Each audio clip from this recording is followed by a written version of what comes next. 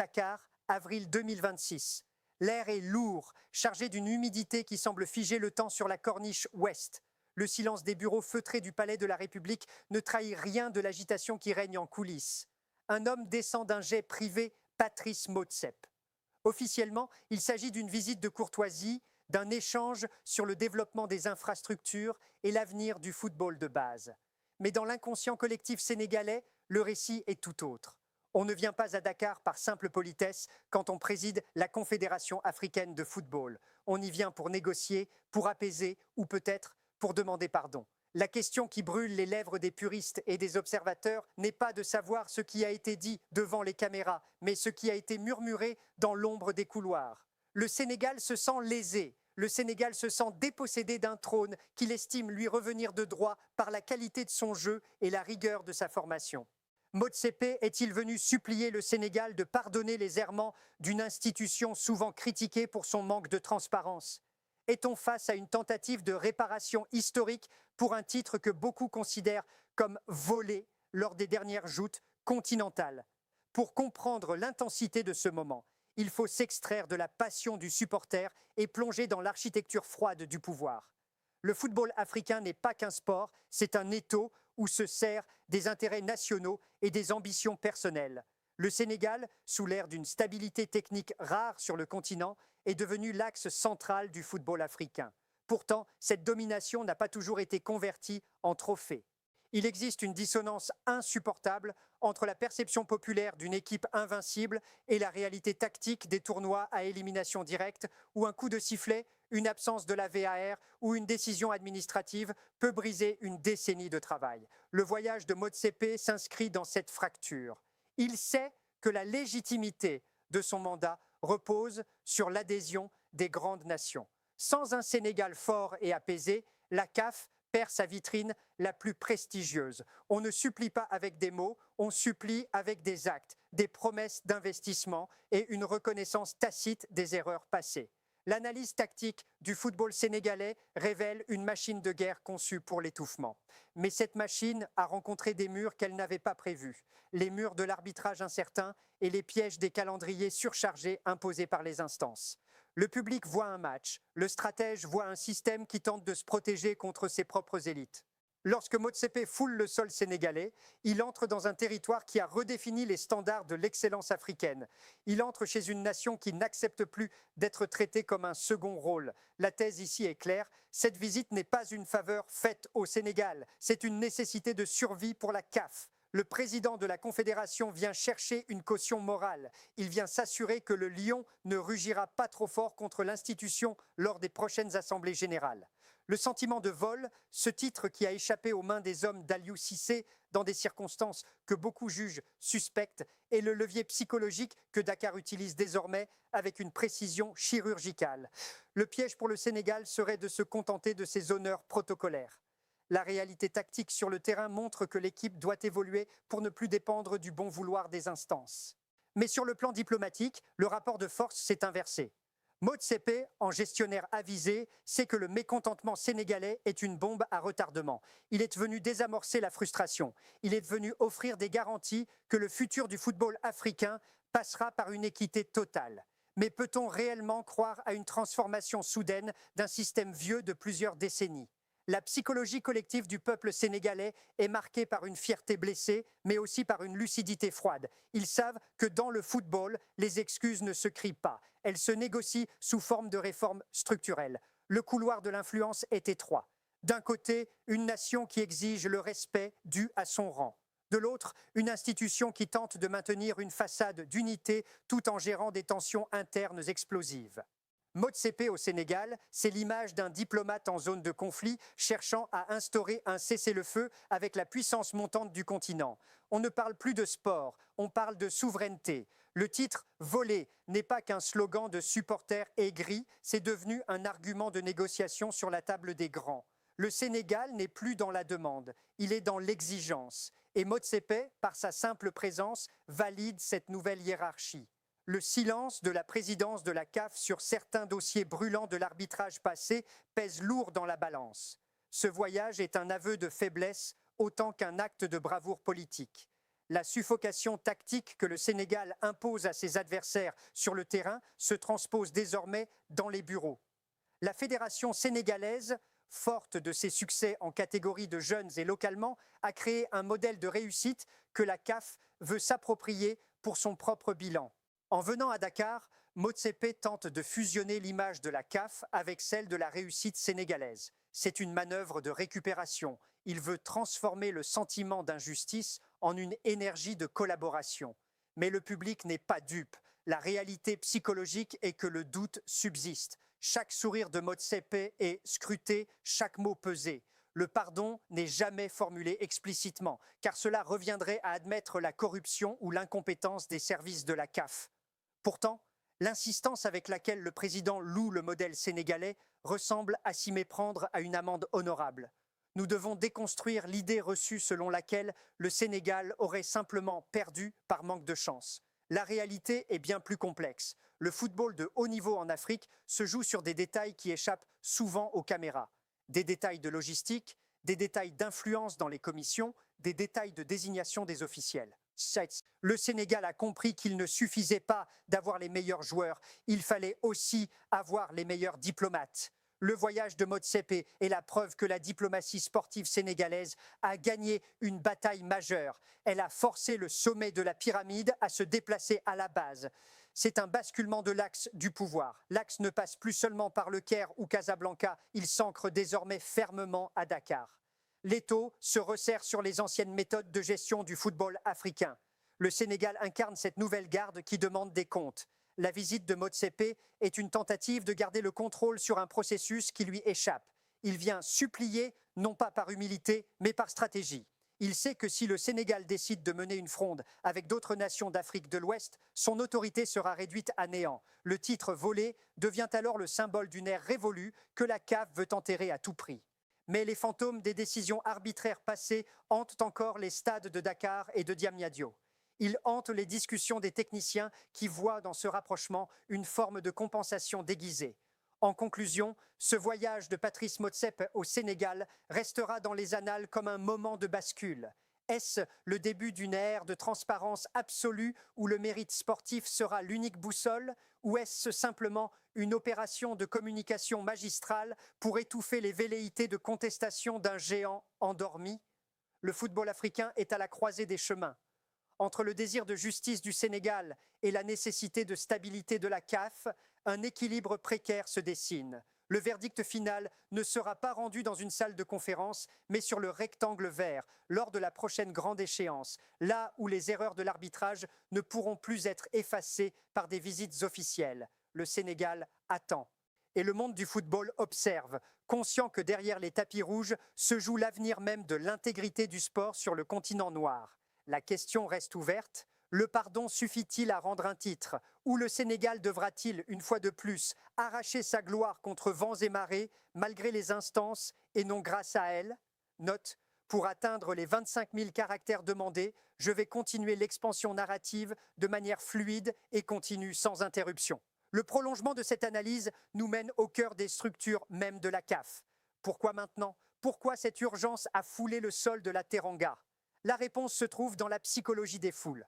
Le football au Sénégal est un ciment social. Toucher à l'intégrité de l'équipe nationale, c'est toucher au cœur de la nation. Motsepe, en tant qu'homme d'affaires averti, comprend la valeur d'une marque. La marque Sénégal est actuellement la plus valorisée d'Afrique. Elle exporte des talents, elle attire les investisseurs, elle crée des récits que le monde entier consomme. Si cette marque se désolidarise de l'institution mère, c'est tout l'édifice qui vacille. Le président de la CAF vient donc pour une opération de sauvetage de l'image de marque de sa propre organisation. Il vient se nourrir de l'aura de Dakar pour masquer les zones d'ombre de son administration. C'est un échange de bons procédés. Une reconnaissance formelle de la suprématie sénégalaise contre un silence poli sur les griefs passés. Mais creusons plus loin dans la dimension tactique de cette rencontre. Le football moderne ne se joue plus seulement en 4-3-3 ou en 3-5-2. Il se joue en lobbying et en influence. Le Sénégal a réussi là où beaucoup d'autres ont échoué, maintenir une excellence technique tout en construisant une force politique interne. Augustin Senghor, à la fois acteur de la CAF et patron du football sénégalais, est l'architecte de ce pont. Sa position est délicate, presque schizophrène. Il doit défendre les intérêts de son pays tout en étant l'un des piliers du système qu'il conteste parfois. La visite de Motsepe est aussi une manière de renforcer Senghor, de lui donner du grain à moudre face à une opinion publique nationale de plus en plus exigeante. Le peuple ne veut plus seulement des infrastructures, il veut le respect. Il veut que le trophée qui leur a été volé par des circonstances troubles soit remplacé par une ère de domination sans partage, protégée par des règles claires et une VAR qui fonctionne pour tout le monde, pas seulement pour certains. L'ombre de la dernière CAN plane comme un vautour sur cette visite. Les images des décisions litigieuses, des cartons non donnés et des fautes oubliées tournent encore en boucle dans les esprits. Pour un analyste, ce n'est pas de la paranoïa, c'est une étude de probabilité.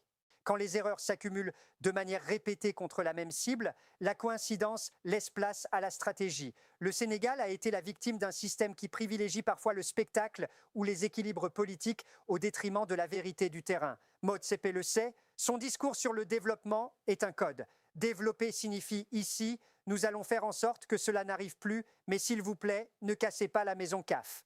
C'est une supplication déguisée en leadership. Il vient chercher l'absolution auprès des lions. Dans le couloir de la transition, le Sénégal se prépare. L'après Cissé, les réformes de la formation, l'intégration des binationaux, tout cela forme un bloc cohérent. Le Sénégal n'est pas en crise, il est en expansion. Et c'est cette expansion qui effraie les instances. Un Sénégal trop fort, trop indépendant, trop lucide, est un Sénégal difficile à manipuler. En venant à Dakar, Motsepe tente de ramener le lion dans la cage dorée de la bureaucratie. Il offre des postes, il offre des honneurs, il offre des promesses de finale de coupe continentale sur le sol sénégalais. C'est le prix de la paix sociale footballistique, mais la réalité tactique nous enseigne qu'on ne gagne jamais durablement par la diplomatie. On gagne par la force de son système. Et le système sénégalais, malgré les entraves, reste le plus robuste du continent. Le silence de Motsepe sur les questions précises d'arbitrage lors de ses conférences de presse est assourdissant. Il préfère parler de vision 2030 ou de progrès technologique. C'est une esquive. La véritable analyse montre que la CAF est à la traîne de ses propres fédérations membres. Le Sénégal est en 2026, la CAF semble parfois encore coincée dans les années 90. Ce décalage temporel crée des frictions. La visite est une tentative de synchronisation. Motsepe veut prouver qu'il est au diapason de la modernité dakaroise. Mais entre les deux, il y a un gouffre de confiance que même les millions de dollars de subventions ne pourront combler facilement. Le vol du titre n'est pas une blessure superficielle, c'est une cicatrice profonde qui définit désormais l'identité de combat de cette équipe.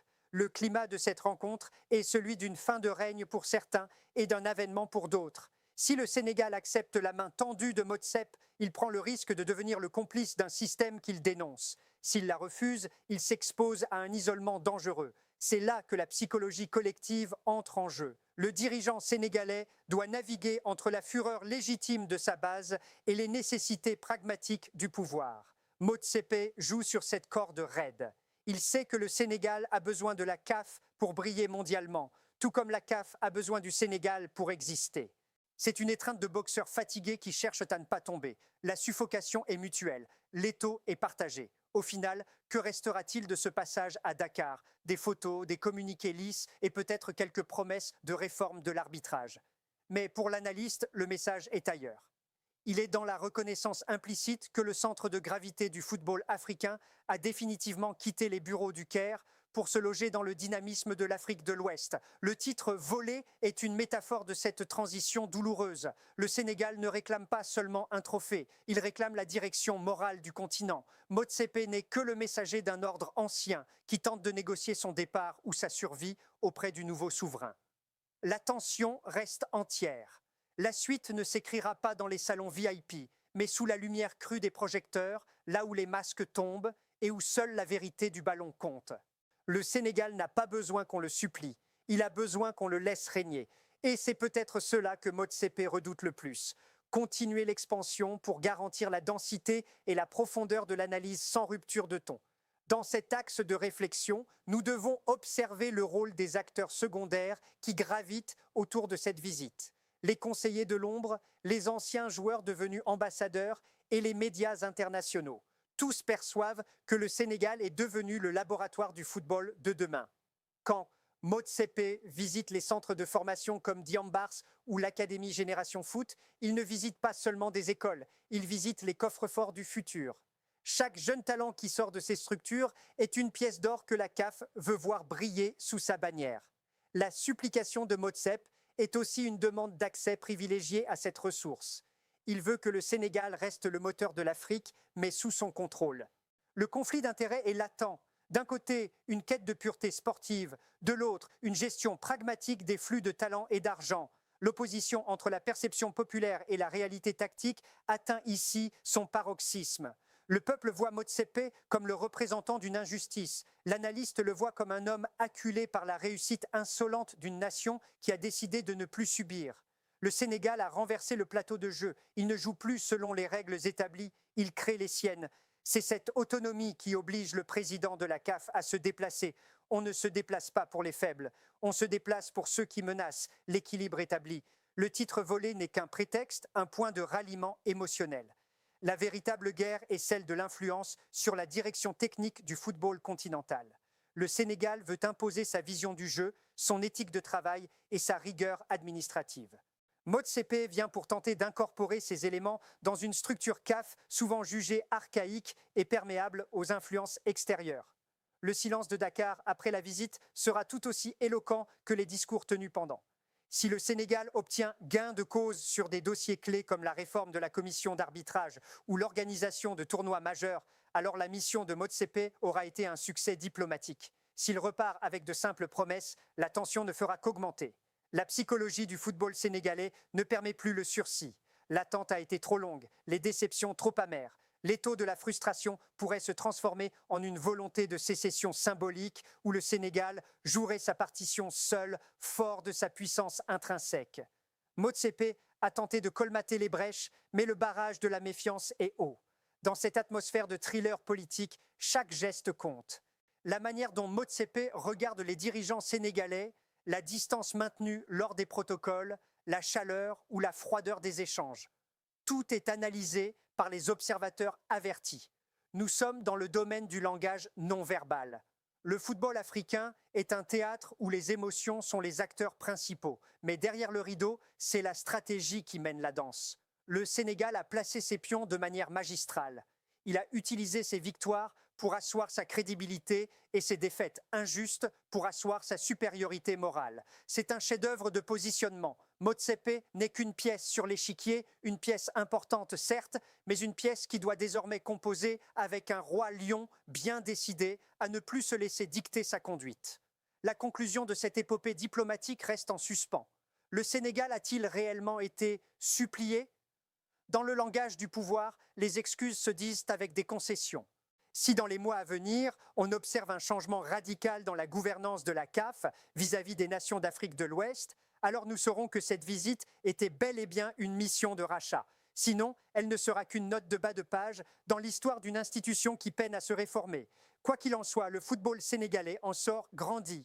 Il a prouvé qu'il était le pivot central du continent, le point de passage obligé pour quiconque veut diriger le football africain. Le titre a peut-être été volé sur le terrain, mais le respect, lui, a été conquis dans les esprits et dans les faits. La route vers 2027 et au-delà passe par Dakar, et Patrice Motsepe l'a bien compris. Le lion ne dort pas, il surveille son royaume, et les visiteurs, même les plus illustres, doivent désormais montrer patte blanche.